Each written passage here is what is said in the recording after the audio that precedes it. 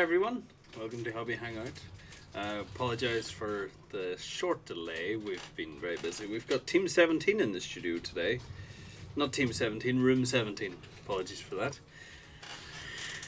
I wish we had Team 17 over though. That'd be cool. We get to play Worms all day. We could have a whole team battle going on in Worms. If anyone wants to make like a Worms game and put all our names in, so you have to fight each other, put it in the projects, that'd be a cool thing to do.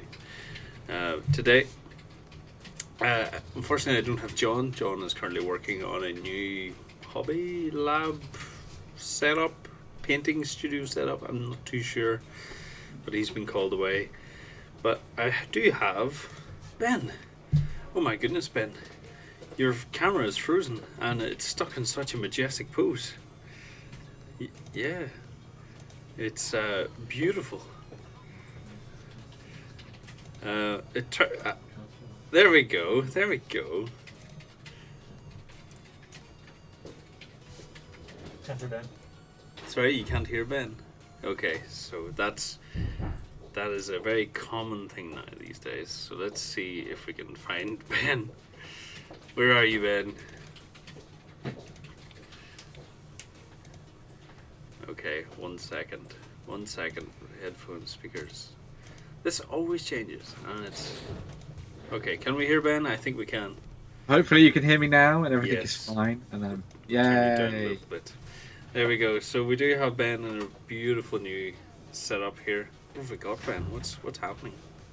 I'm in a cellar at my parents' house because I'm moving house. But also, there is a nice white screen behind me to try and hide the mess that is down here in the cellar, because there's board games and boxes full of miniatures everywhere that me and my brother left in this house when we vacated. So, Wow. yeah. So now that you've moved, what's are you planning on moving into a new place of your own, or what's? I am, yes. Next week I shall be moving into my own place. So that's all terrifying and fun at the same time. So Wow. Okay, so I'm currently trying to make something here work.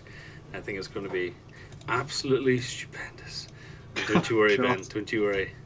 I have. You probably have a glimpse of it already.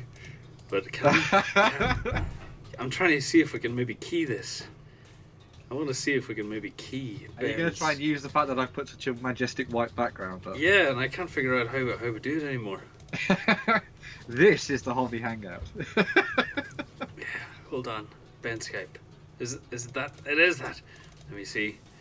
Window capture culture, blah, blah, blah, blah. No, none of these are going to work.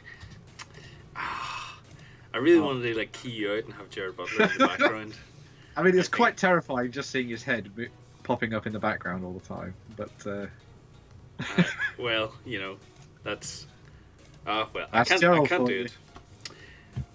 This is a beautiful thing that we probably could have seen. That lovely face right there.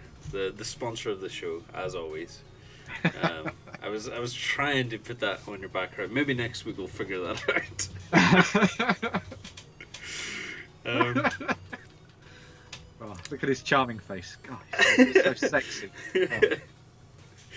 Oh.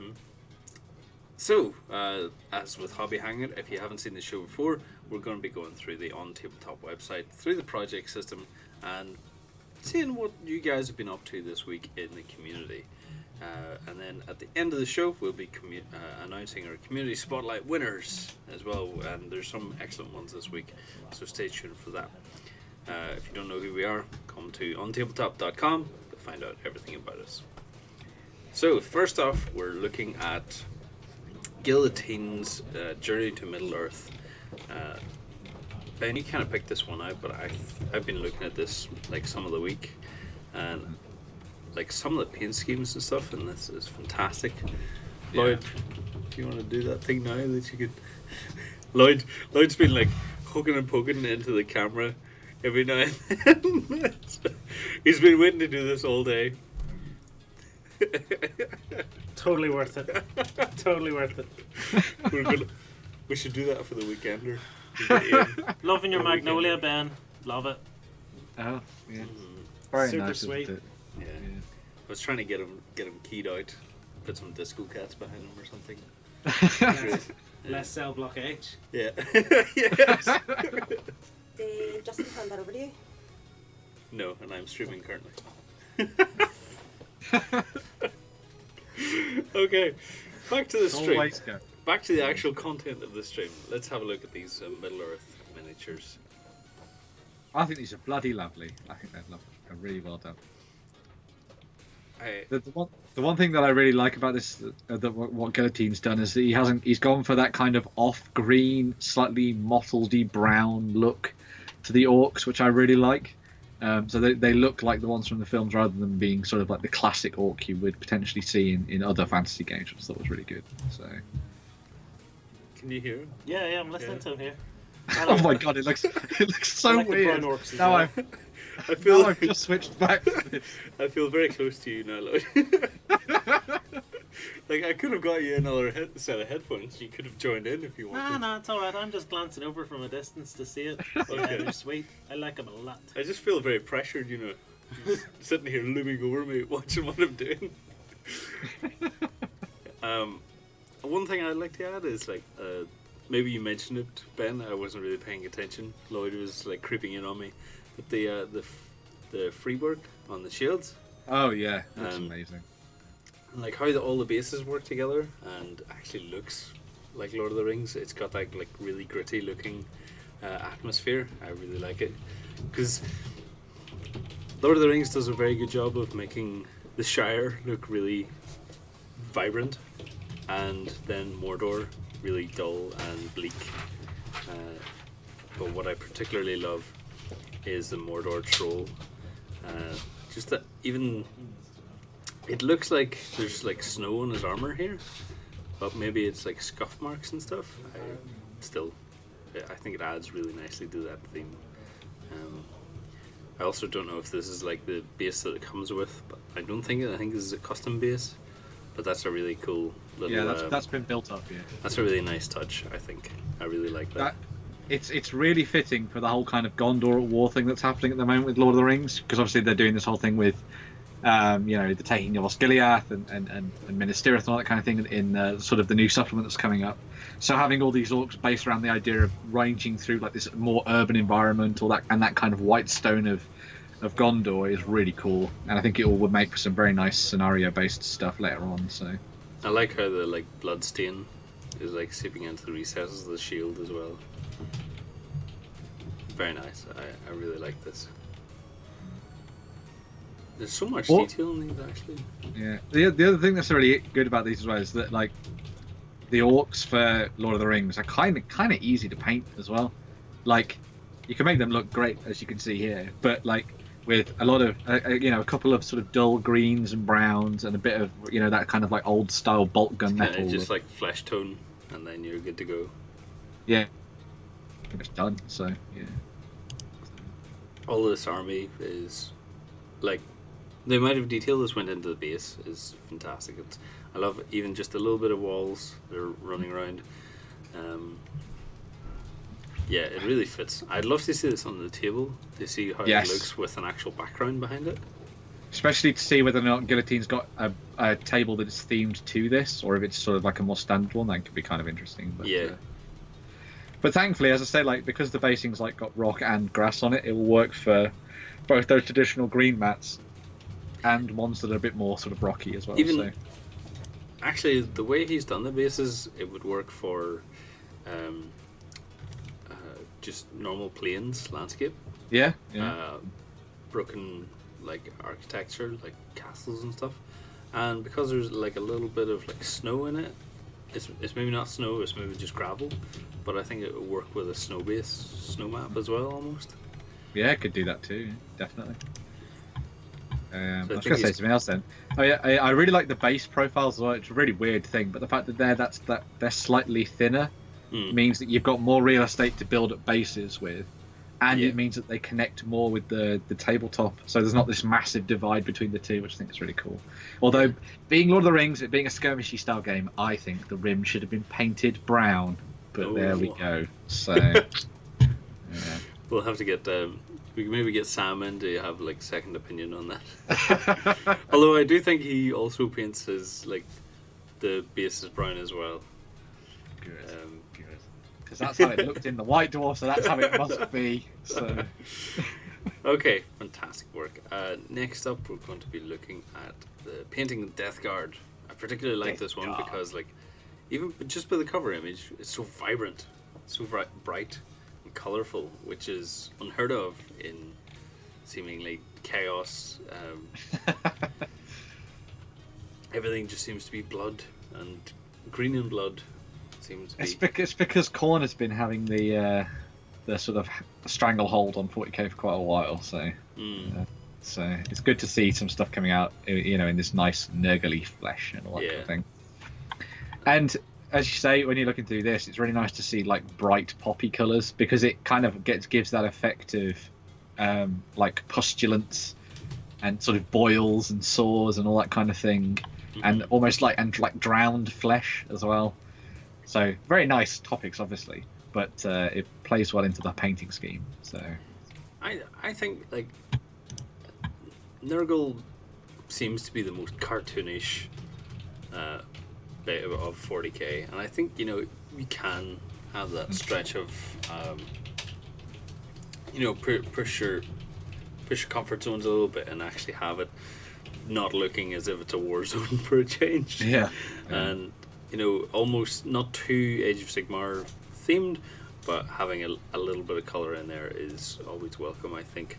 Because even just a little flash of blue with I think that's feathers, it looks like it's a bit blurry there. It changes up so much. I think particularly Nurgle, as you say, and Zench have that kind of really over the top cartoony feel, and I think they're really nice armies for painters to get stuck into. Yeah. Because Slanesh and Khorne are maybe a little bit more serious, I suppose you'd say. Whereas Nurgle has always had almost this dark comedy side to it, and Zench is all about quirky weirdness and things that don't quite make sense. So that obviously fits well into that whole strange colour palette. So I think with Zench it requires a colourful palette. Because if you're painting up Zench's lizards in it. What are they? Zench are like the bird creatures and stuff. So it's kind of made to be colourful. Maybe someone's painted an army which are kind of gritty as well. Be interesting to see the contrast. But I think with Zench, one of the key things to look at when you're doing that is to basically look at birds of paradise and parrots and stuff. Yeah. And use that there for feather schemes or something in the way that you design your paint schemes and stuff. So yeah. And as I say, looking at Nurgle, just look at the dead body. Yeah. So wow.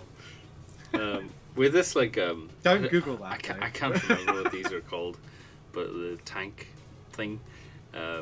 I'm going to call it a scuttle shooter. I think the strong tone, I assume it's the wash, a little bit heavy on this, but I wouldn't imagine that it would make much of a difference in Nurgle because of the whole blood dripping everywhere, dirt and grime and all that kind of thing. So I think now that you think of it, Nurgle isn't, there's a lot of stuff to paint in it, but I think it's actually pretty good for beginners because it can give you a little bit of freedom. Yeah, definitely, I think so.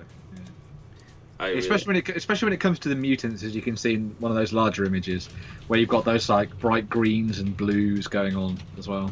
Mm-hmm. So, in fact, you could kind of get away with doing Nurgle with sort of a standard that off-white spray as their base, and then just use a wash over the top, and then just do a couple of bits of detail. You'd have the power armor pretty done. Because then you could just sort of work on the detail work then a bit more and work on some mutations and stuff. So, this is all very, very nice. I really like it. Yeah, I did used to play Nurgle back in the day in Warhammer Fantasy though, but it was good fun painting Nurgle. So. We're getting a wee bit too far into the start of the project. We'll keep it up to date and contemporary. But yeah, You didn't want to show the doggo. I mean, is there a doggo in this? there's a doggo. Yeah. Right, let's It's scroll like the, down it's a like bit. the final post is the doggo. Let's have a look. Oh, cute. What kind of wee dog is that? We used to have one of those years ago. Yeah. Very cute. Very nice. So another thing, if you want to update your project, put in some animals. Everyone loves animals. You get plenty of votes for that.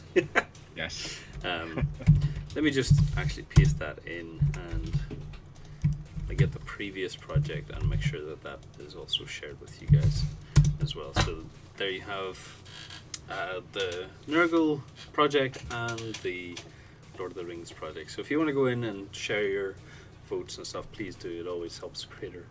And leave a comment as well, because I think if you leave a comment with someone, it always warms up. It's always better. Like now, Ben, I bet you're really happy about getting a notification. Yes.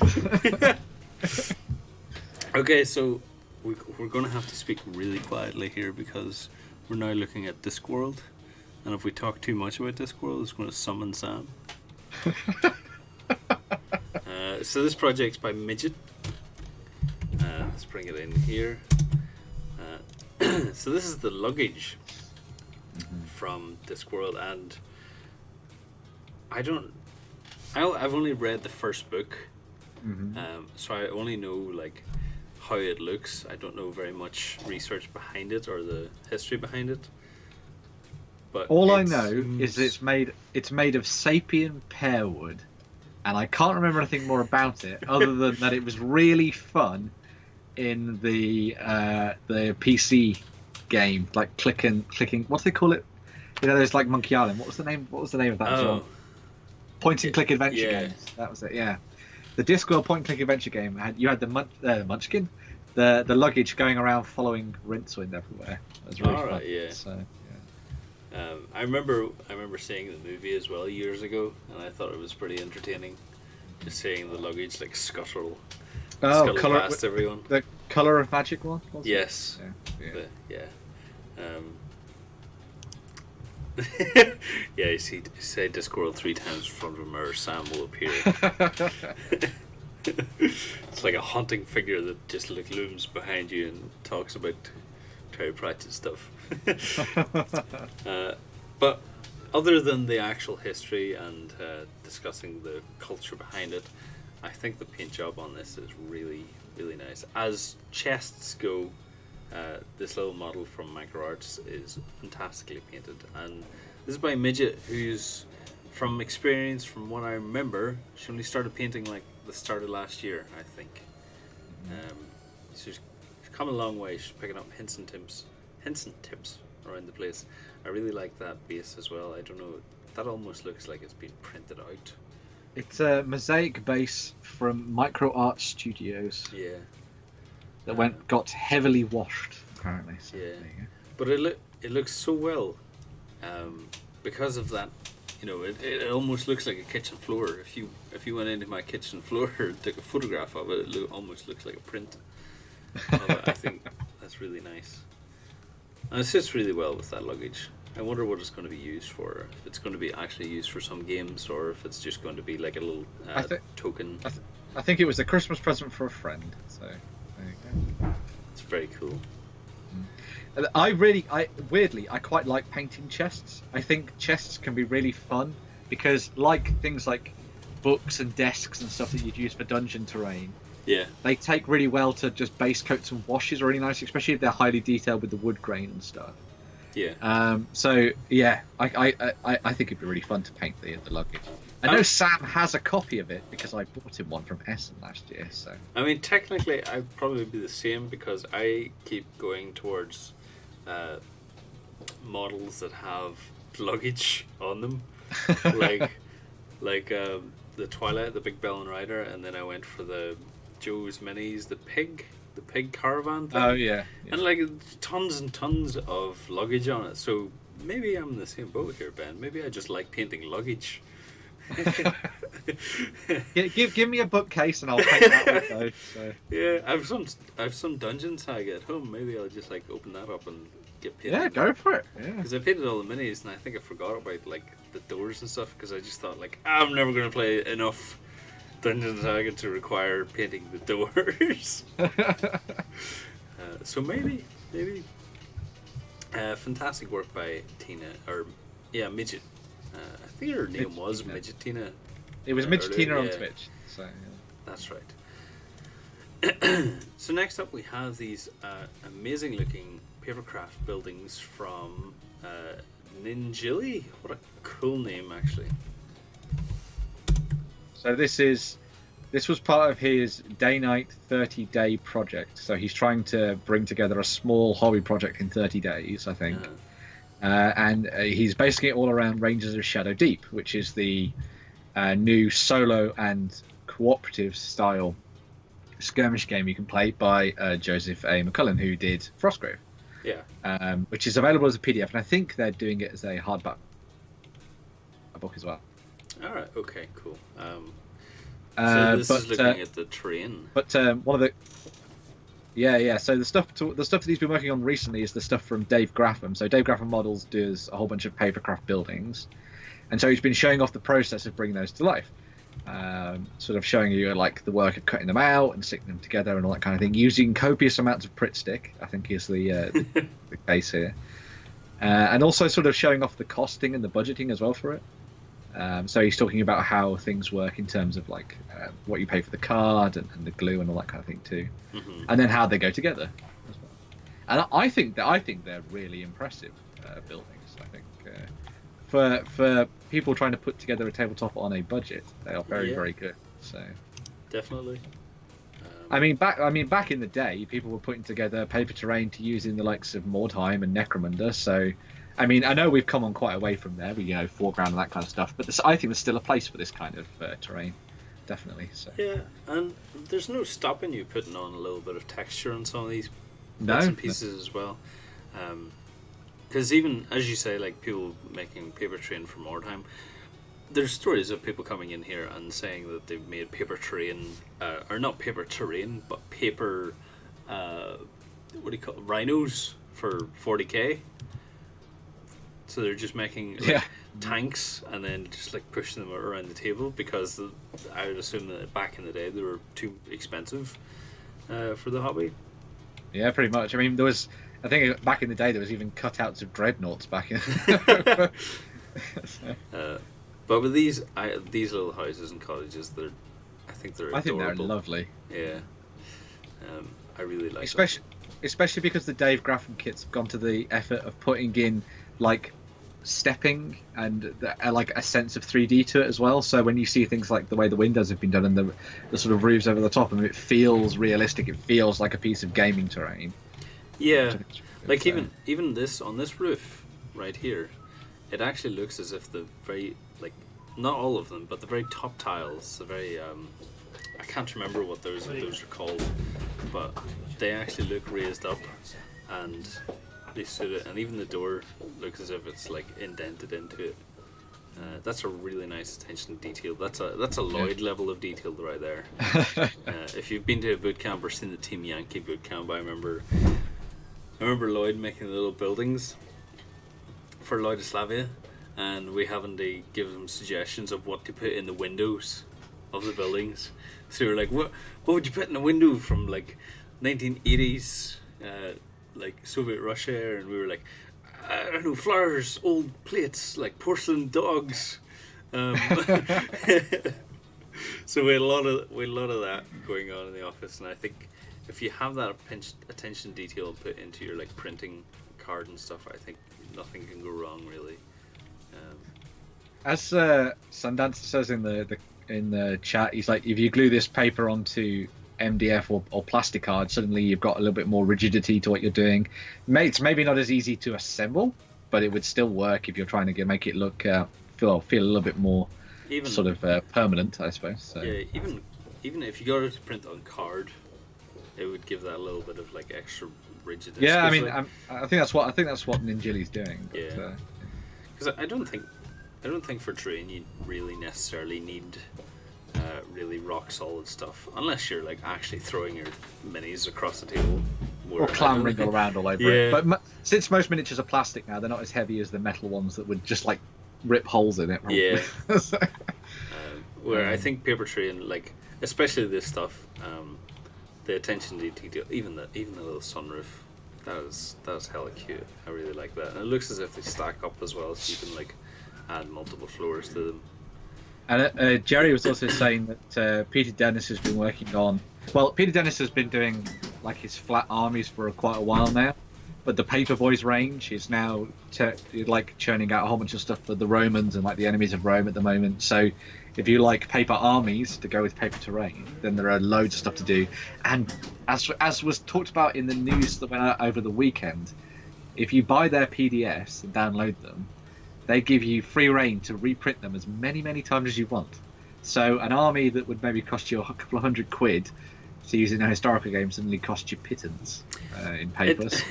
Yeah. It's that thought as well, like who's going to stop you?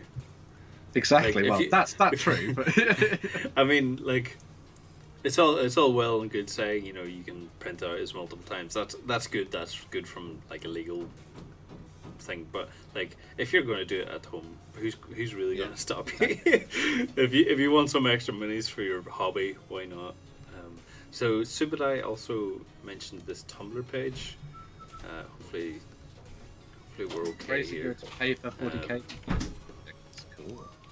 So this is all 40k. Lego Custodes. Legion Custodes.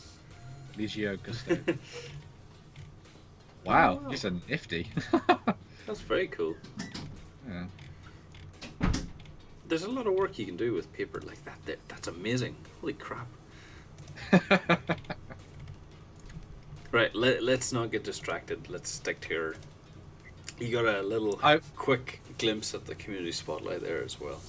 I was just going to say quickly on that note of Rangers of Shadow Deep, like Nick from North Star, he's been doing all these plastic kits that you can get for like Frostgrave and Oathmark and all that kind of thing, right? And I've been toying with the idea of, because I am sure that their range is effectively wargaming Lego, because it's a whole bunch of plastic kits that all work together. Uh-huh. So like everyone's using them to play Rangers of the Shadow Deep and stuff like that. And I was saying on Twitter this morning, I was like, man, I would love to just buy all of those plastic kits and sit down and just make characters for no other reason other than I think it would be fun. And if there's anybody in the community, I'm just going to put this out there. If there's anyone in the community who has a bunch of these different boxes and you want to put together a project showing off you working on a whole like different set of them, building different characters and coming up with names for them, I think that could be very cool. And maybe you get a golden badge. So Wow, there you go. You've heard it here. I'm going to live vicariously through you all. So just to reiterate the train and stuff, I just want to share. I'm going to share a photograph as well with you guys, because Room 17 are currently with us. I think they're actually left, so but they are over displaying their new terrain. So you can see here. So Ricard and Anders and then our lovely Sam here, they are showcasing this very cool terrain that all fits, like it's all boxed, so it can within one box. So you see here, this bit here and the bit just behind it, that's the base and the lid. Everything else stacks into it. I think it's going to be starting off at like 50 quid for the for one backing, but you get everything within it, and then you get a lot of like little like add-ons and pop-out tiles and to make extra rooms. But I think it's a fantastic idea, especially if you do a lot of RPGs, because this dungeon would work well in D&D, Forbidden Lands, Shadowrun, and Warhammer Fantasy Roleplay as well, because I know that Ben, you've been looking into the new edition, haven't you? yeah, I've been looking at that. So like that kind of terrain would be fantastic for doing sort of dungeons and stuff set up in the old world cities. That'd be really fun. Yeah. I really like the idea of that and what they're trying to do, because like Ice Cool was a game that came out a couple of years ago now. But that game, the entire board of it was just part of the box. Yeah. And you've seen Games Workshop doing a couple of things like that for some of their start kits. But having something so that it all packs in and then can unpack and be effectively a dungeon that you can modularize like that. Yeah. That's now a word, clearly. Modularized. Is really fun. I really like the look of that stuff. So, it'll be neat to see yeah. how the Kickstarter goes. So one thing they were doing, The release, so. but whenever they were setting up, I was doing a little bit of filming earlier with them. They were setting this up, and essentially the doors just slide together, and they hold the boxes together. But what I noticed is that if you only have one clipping on it, so one door on it, you can slide the door. You can slide the rooms. So what if you had like a labyrinth of rooms that just continuously moved? So every turn, That'd be very cool. every turn, the room moved or the door moved, so that you might be racing against the clock to try and get like through these doors, and they keep moving on you. So you're like, what do I do? I think that'd be a really cool idea for that terrain, especially being able to like slide around and have a bit of fun with it. It's always a good thing. So that was that. What's going on here? Why are some games blurred in the picture? Bring that back. I don't know. Was there some games blurred? I'm fairly sure it's just the Instagram filter or something. Yeah, maybe. Like, I don't think it's a conspiracy. if there's any games blurred, it's not by us. It could be just a filter. So rein your horses back. It's nothing. Or it is definitely something that you should be looking at. Could be. It's not. I would love to put in some more puzzles into the Weekenders, but every time I put puzzles and stuff into the Weekenders, they've gone unnoticed. No one ever knows them. I think everybody noticed the dog that wasn't a dog. That was very fun. Yeah, I think that was about the only one that people noticed. Especially when I went onto YouTube and someone was like, "No, but there definitely was a dog on the table." And I was like, "But was there?" And they're like, "No, there is definitely a dog." Really? I don't see one. There is a dog, and it's like, okay, fair enough. Maybe we'll bring a dog back. We'll put him in somewhere. Dog or not a dog? So next up, we're looking at Easyboys Blog about fun in the weird Wild West. Yeah. The reason I picked this one out is because he's kind of going down the route that Justin did a little bit when he was putting together his Wild West X project, where he was talking about showing off the different stages of painting the models, but also showing off the paints and going to real detail on the sort of tutorial side of things about how he brought them to life, which I thought was really good. So yeah, it's a nice sort of photo reference for somebody who wants to paint models like what Hazyboy's done. So yeah, I liked the kind of tutorial route that Justin went down, and that Hazyboy is kind of continuing on with, because not only is it helpful for new people, but you can actually see the progress yourself. So you go from very start, the painting like just the overcoat here, and then you got the cape, etc., etc. You can actually see your progress as you go along. Because I know that's the biggest fault in miniature painting and just life goals in general, is not seeing the progress from A to B, because from A to B there's A1, A2, A3, which I think a lot of people kind of forget. So I think that's a good thing to have, is always take lots of pictures. And always A1A, where you paint something else, and then realise you painted over the thing you shouldn't have painted over, so you go back to paint that back in, and then that's it. Yeah, that's when you start going into Roman numerals. Yeah. Paint A1I C Fig 12. But yeah, I thought this is a kind of cool project as well. Just like seeing individual minis, because it's really nice. I really enjoy painting just individual minis rather than squads. Seeing how much detail is went in. There's a lot of paint that's gone into just one model, and just to see the final result, yeah, that looks phenomenal. Like the detail in the leathers, skin tone looks perfect as well. It's great when you flick through that and you look towards some of the stuff he's done for the basing, like seeing how the basing's come to life using water effects and that kind of thing too is really nice. Yeah. It's a fascinating project filled with wonderful pictures as well. Yeah, definitely. Let's have a look at this guy as well. Making Lance very hard for all these big, wide, high res pictures. High res pictures. Ah, yes. The desk lifts off a second. I love a good high res picture of me.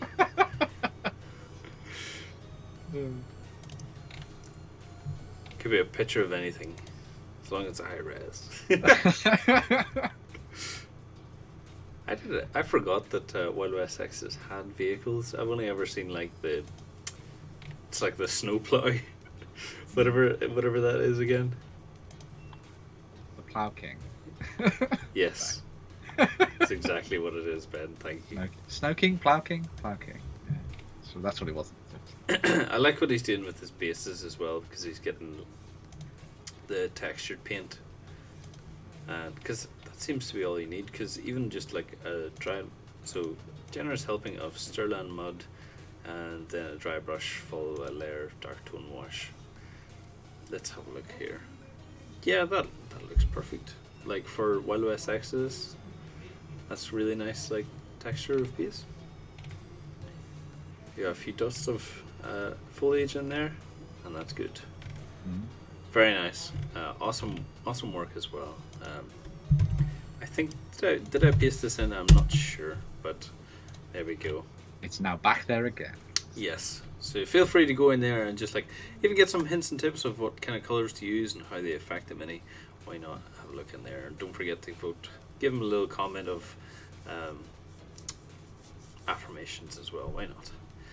Okay, so next up we're going to be kind of finishing off the show and looking at the community spotlights.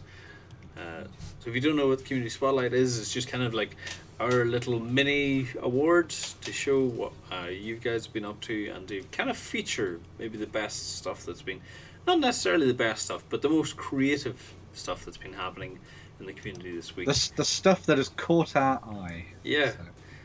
So, So you know, sometimes it's not fantastically painted, but the work that's gone into it really catches our eye and actually makes if it impresses anyone, then that's always worthy of a community spotlight, I think. But the first thing we have is this Rememorize.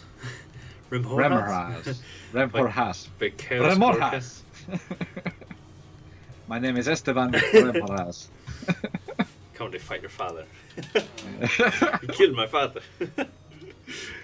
I love this thing not only because it's paint job, but also because of the sculpt. Because if you look just underneath his head, just those tiny little arms. Feed me. It does look as if like it's just like, come here. You look delicious. I can only imagine that if I played with this thing, I'd give it a very effeminate voice and be like, "Oh, welcome to my domain. Looks like you brought some tasty treats." A talking Rememorize. Yeah. Everything talks in my games, Ben. It's the only way you get through all the dice rolling. You gotta add some personality to it. I also I love that. Give me a hug. Give your grandmother a hug. With my 6 arms. I can hug you all in one go. I can't see it here, so I'm going to have to bring it into Photoshop, but the stalactites go up. I think they're icicles in this case, but yeah. Even so, Ben, I think... Stalagmites, because stalactites come down. Yes, I wasn't going to say that. I was going to say... That's why I was taught in school, apparently, back in sexist 90s. Yeah, the little icicles on the base as well, I think is a really nice touch. It is. And what I think what caught my eye whenever I saw this as well is like the paint job is fantastic. Everything about it is fantastic, even the little tiny arms. But to go and like put a UV light on it, I think is great.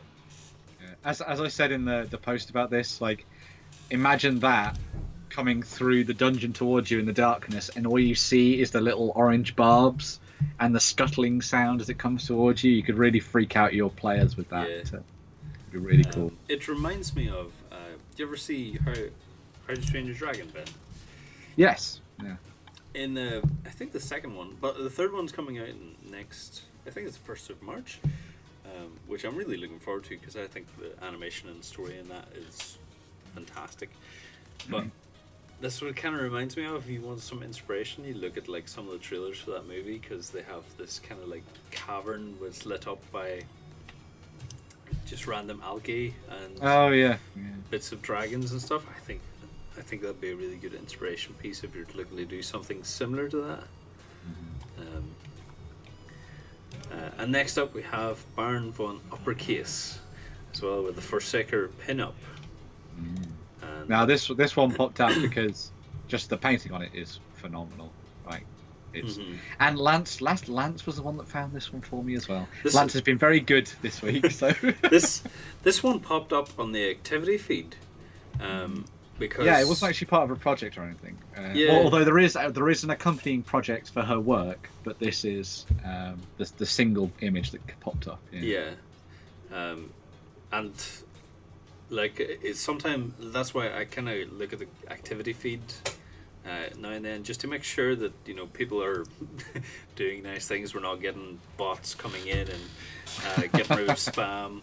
But this popped up as well because you can upload photos to your profile, which Baron von Uppercase has been doing lately, and she uploaded this fantastic piece as well. And I think, as you said in the article, Ben, like being able to make a face legible in a mini is an award in itself.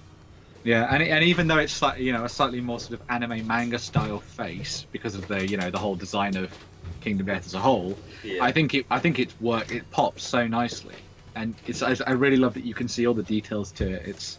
It's really, really well done. Yeah. Especially when you see that the rest of the skin tone has been done with that kind of warmth to it as well, which is kind of interesting compared to like the dark, cold world of Kingdom Death. So. It's the skin tone adds the warmth that the armor or what's left of the armor doesn't. What's left? Yeah, what's left? Yeah, and I love the sword because she hasn't gone with the typical metal, or I think a lot of the swords in Kingdom Death are made out of bones, things like that. Like this, I think is just a really nice change because it looks like that kind of obsidian feel to it. Really impressed. I've been watching a couple of Let's Plays through of Dark Souls 3 and Bloodborne and stuff, and so when you see some of the larger life weapons in there, and then you can kind of see how that's translated into the kind of aesthetic that's happened in Kingdom Death and that kind of thing too. And so painting like that really matches with that world, which I think is really good. But there's a really nice sort of like, I say, like manga effect to it, which I think is really cool. Yeah. Impressive stuff. The blue is so good. Just looking at it again, it's all so blue and lovely. Yeah. The blue is very impressive, and if you want to also every week, I put my arms up shocked, look like the guy in Team America. But if you click on these as well, it leads you to the project posts. So if you didn't know that, you can follow it up and see more of their stuff as well. I don't know if anyone's really aware of that, but you can click these buttons and see your projects as well. And our final piece of the community spotlight is this Colossal Skeleton by Maldrak. We discussed this last week.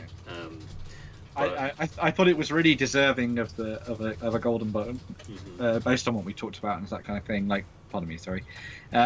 But yeah, I just once again, just a really nice effect on the bone and that kind of dark sort of gritty feel to it, like it's been worn and sitting in the earth for a really long time.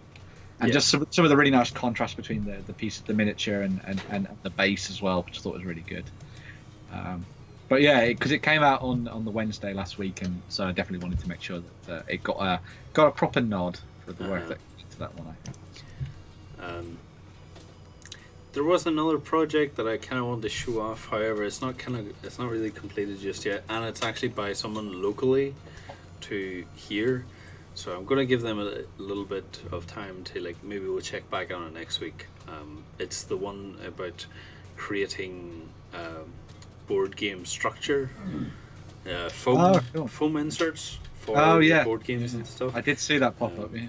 And it's actually really funny to read through as well. So I want to maybe I'll wait a week or so, just to give them a little bit of time, not pressure into that. But we'll have a look through that, and if you do see it, feel free to go in and have a look. It's great. But I think that's all for us this week. Thank you very much for watching. If you want to come across the OnTableTop.com, you can find a whole pile of content that's coming out this week. We have a retro recall, choose your own D&D, all about D&D stickers that you wrote there yesterday, Ben, didn't you? Yeah, it was. I was trying to think of what I was going to talk about this week for retro recall, and that came to mind because I was down here in my parents' cellar looking at all this old stuff, and then I was like, "Holy crap!" I had that old sticker book, and that was the first introduction to Dungeons and Dragons that I ever had. Wow. And the first introduction to choose your own adventure games, and I'm fairly sure it sparked a love of fantasy for the rest of my life. So, cool. Yeah, it's a really fun book, even though I'm fairly sure it was quite easy to go through. Yeah. But it was really fun, and the stickers definitely were an added cool thing, especially because it was filled with so many different creatures that I had no idea what they were, like hook horrors and that kind of thing. So, but yeah, it was really fun getting stuck into retro recall this week, and hopefully we'll see a lot more of those kind of nostalgia trips happening over the coming weeks as well. So. Yeah. Right, I'm going to diffuse some of the salt here in the comments about these ending quite shorter because we've got more things to do, and they were only ever meant to be an hour long anyway. So we're going to have a look through just the what are you painting now thread. So one of piece MK. What is this here? This is bolt action, I think. Yeah, it's quite interesting. I'm gonna have to chase you now. I'm chasing you into that's what okay. you're painting That's now. okay, Ben. I'm just looking at the very last page of the hobby hangout here. So I want to please some people here. Some of the snow textures actually in this is quite interesting. It looks like slush, which is really cool. Yeah. I like that. So yeah. It's got that really nice texture to it. That's very cool. I will go back to page 90 there, Ben. It's the last page. The last page. Special treat. Hold on a second. We've got some Walking Dead from Doug the Fug.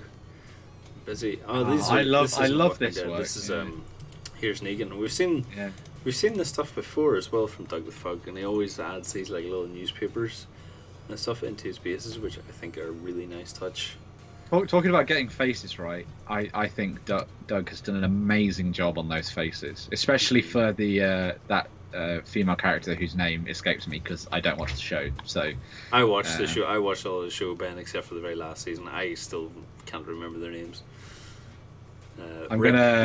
Rick is the only one that you can only really need. I don't know her name, so yeah. I'm sure Doug will say something in the comments because he is here. So I love even the hairline on this guy as well. Just that slightly different shade of tone work. Yeah, that's great. Great stuff, Doug the Fug as well. Who is this person? There's no name on her. It's okay. We'll find out next no, time. son. Not all the characters in Walking Dead aren't called Carl. Carl. We wanted to show off as well. There is a project section which features Cruel Seas, so we're going to look at that maybe next week. But Laughing Boy has been working hard on his Cruel Seas stuff, and he's been streaming over the past few nights as well with Cruel Seas. So seeing quite a lot about it now. Seeing a lot of people doing the hobbies for it. So it should be interesting to see. Her name is Sherry. The character's name is Sherry. It's all. I see.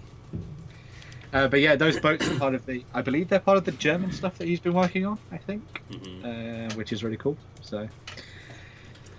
Ooh, Warhound Titans. I have these Warhounds, which I always feel like they're going to tip over at any moment. The doggos of the 40k world. They always just seem as if they're just going to tip over.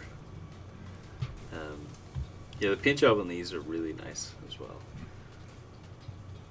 I was looking at, I remember people talking about like having the texture on the top of their head, so it doesn't apply for all the Warhound Titans, only Corn, is it? Hey, maybe. Anyway, moving on. Before we dive into a 40k rabbit hole from Yeah. which we cannot escape. So we saw these, the Wild West Exodus before, but I think even with the background on it, I think they look phenomenal. Apache Kid there is amazing. Yeah. I really love all the Warrior Nation stuff they do for Wild West Exodus. It might not necessarily be a game for me. I don't particularly like the game, but I think the miniatures for the Warrior Nation are very cool. So. Yeah, I feel the same. Like it's not my kind of game, but some of the miniatures and some of the I could say that about every game, to be honest. There's always like one faction that sits well, I think, with everyone. That's really nice. Really nice framing as well. Just I really love that even just you can't see his face, like just that little bit of like maybe it's a mistake because the light's like hitting down on it, but that composition that you can't actually see his eyes, I think that's really cool. He looks like my character from Red Dead Redemption 2 online, who subsequently also looks like Eddie Murphy. So. Wow, there's a lot of pictures here actually for this. Wow. Now we have Geezer UK working on some more Death Guard as well. Doing his very cool sort of product shots as well for it. So. Yeah, I'm gonna admit I wasn't a big fan at the very start, but I think it's like come on to me now, and I think it works really well. It's a good way to present, at least, and you know exactly what you're looking at.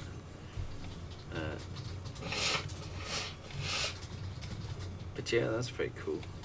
I love the trousers on these. That's very interesting. Like, very nice. So his face. I feel sorry for this guy. That's interesting as well. Like, this guy's just completely plague ridden. Grenades, interesting.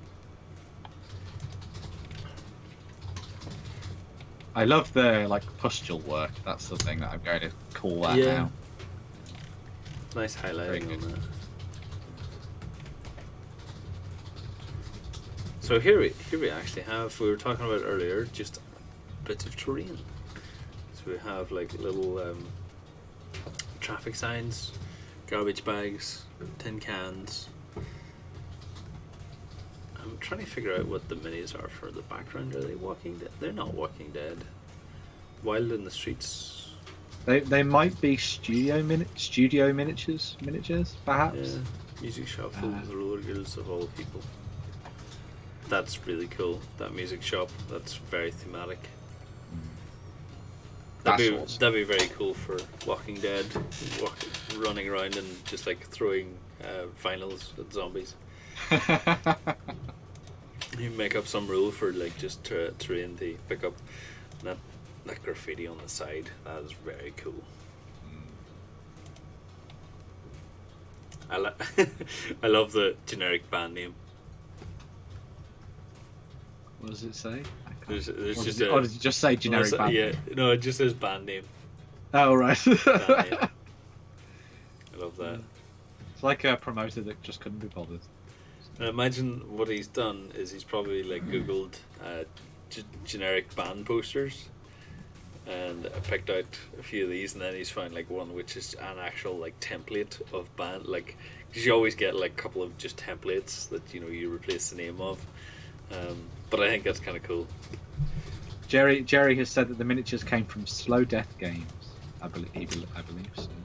Wow, interesting. Jerry and his well of knowledge. It's wonderful. It's like, Jerry, where did this come from? I know exactly where that came from. Let me request my archive. So this is Pierre's third base of French men at arms. These are very cool. Very. Oh, look at their faces. Those are some good faces. and making sure that you can do eyes without looking them look crossed. So, Yeah. Very well done. Even the highlighting, like it's sharp highlighting, but it's nice enough that it blends in very nicely. I like that. I like this style of painting, the more like cartoonish, cell shaded stuff. I think it's just a bit more fun. That's what games are all about. Not a bit of fun. Painting minis should be the same, I think. And this is Minsk and Boo. Minsk and Boo. Guild Force 9. And these are more of the D&D stuff. So we were looking at D&D stuff earlier. This is that's cute. Yeah. You know what it reminds me of? It reminds me of the new Spider-Man trailer of Mysterio. Oh, The yeah. armor. Yeah. Ah man, I love the new Spider-Man trailer. Looks so fun. I don't care that I'm like overly hyped for it. I think it's going to be really good. So There's a lot of characters I feel in this one. I feel like they might do the same thing as they did in Spider-Man 3, where I mean it was already going to be a terrible film, but I feel like there might be too many villains in it. we'll see. I'd assume it's Mysterio as like the obviously spoiler. I mean, Mysterio No. might be enchanting Mysterio- everything. yeah, must be like maybe he's like the guy at the top, but Yeah. it'll be fun. I believe in Tom Holland as Peter Parker and Spider-Man. So You think he's doing it? I thought, Jerry, that you were going to say, like, I think you're wrong. I think Spider-Man 3 was the best one of them all. I thought that's what you were going to say, Jerry. yeah. I was fearing sanity for a second. And here we have some of the Cruel Sea stuff as well by Laughing Boy. And with that, I think we'll end the show. Thank you very much for joining, Ben. I hope next week we have you moved into your new house. We have a splendid, differently coloured background for them. It may be entirely the same background depending whether or not I have internet in the new place. So I may have to be back here. So Go to the local McDonald's, get Wi-Fi from there. what's that guy talking about glue and stuff? What? 3 colours up, weirdo. I mean, you get the Hamburglar behind you. Donald Trump. Yeah. Oh right. Oh yes, that's right. He's the new Hamburglar. Hamburgers. Yeah. Okay. Thank you very much, everyone, for joining us. If you want to come across the OnTableTop.com, click on the project as well, and you can like make your own project. Some amazing stuff in there, as per usual. Stay tuned later on, as we will have the community spotlight going out at 3 o'clock, I presume. Yep. I think, and that's it. Thank you very much. There's also a cool unboxing later if you like the 80s. So. Oh wow! Yeah. Yeah, I was going to say like some quote from the show, but I won't. I'll leave it as a. I'm also going to put forward both my little Ben only competition once more again, and that's go and get some of those plastic kits and make really cool characters and paint them up. Yeah. I really want to see what you do because I can live vicariously through you because I don't have enough room for plastic models in my life anymore. So. Okay, Ben. Thank you very much. I'll see you again next week. Goodbye. Bye, everyone.